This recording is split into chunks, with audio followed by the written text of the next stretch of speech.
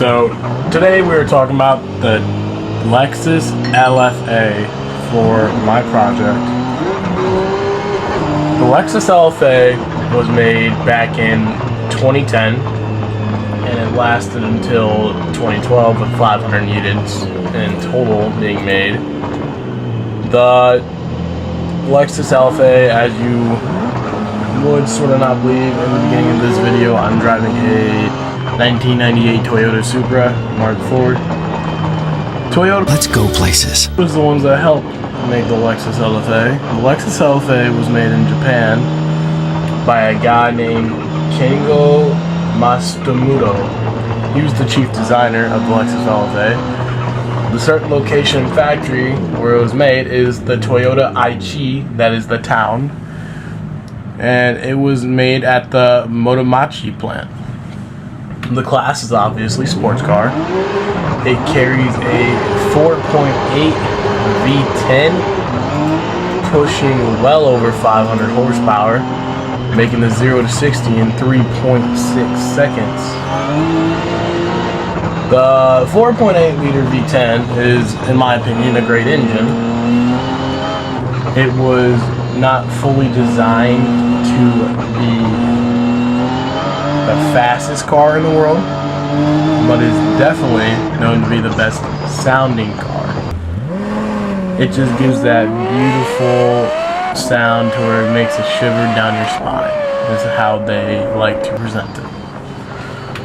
What it comes with a good sound system, some leather interior, depending on which package you get. Now, we are not just doing any normal Lexus LFA. We are doing the Nuremberg LFA. Reason why? We need something that can do a bit more horsepower. The LFA we use in this video is a stock LFA, and there's on the racetrack that's a modified.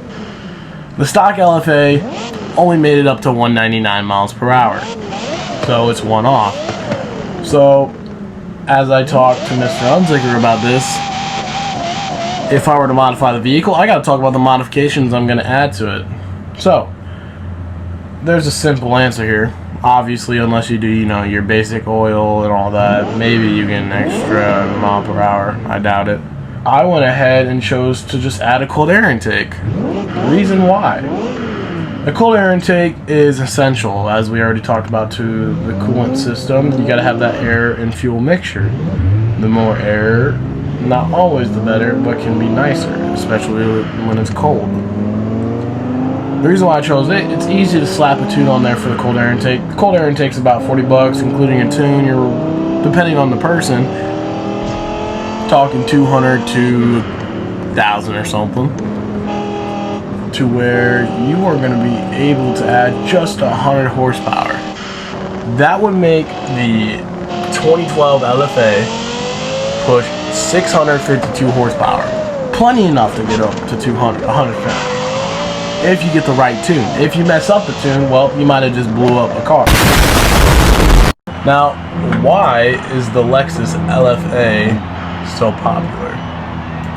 Not only because of its slick design, and if it comes with the carbon fiber wing, the sound of the vehicle, as I already said, makes it roar. They are very well known because of that sound. Now, yeah, the Aventador, the Ferraris not as close. They're more screaming to perfection. Now, what gives this car that sound? On the back of the car, there's a tri-tip exhaust. Kind of looks like, you just stuck 3 itty-bitty cylinders, making some kind of triangle. That is a very important key feature. Because on your average car, if we look at any other average car, for example, we use my car. I have a big muffler leading to one dual exhaust on each side. The LFA runs straight through the middle to the exhaust tip running out of a triple.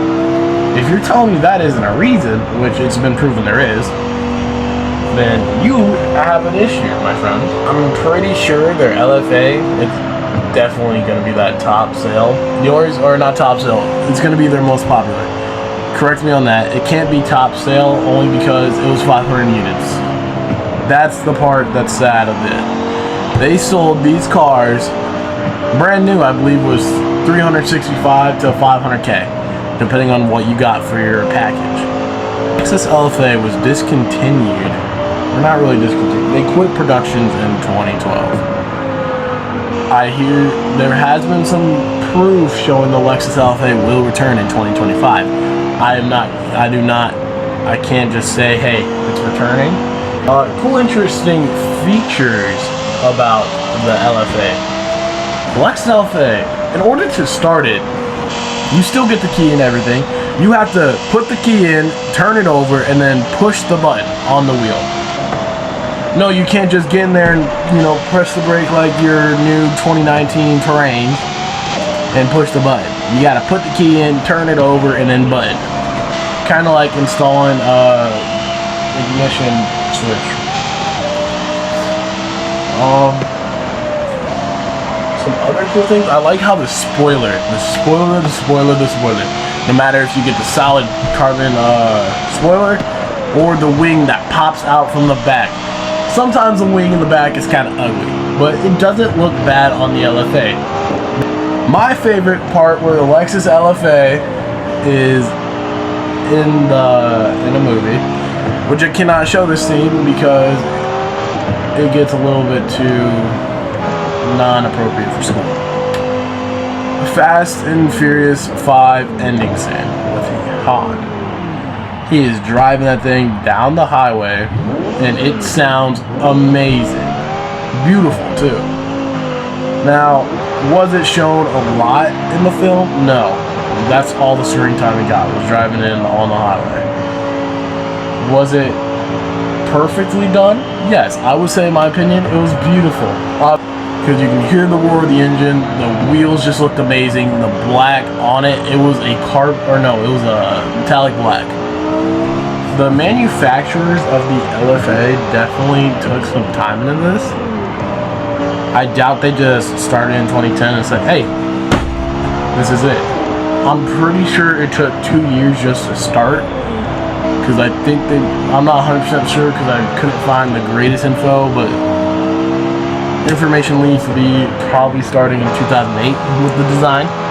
This, everybody, is the Lexus LFA.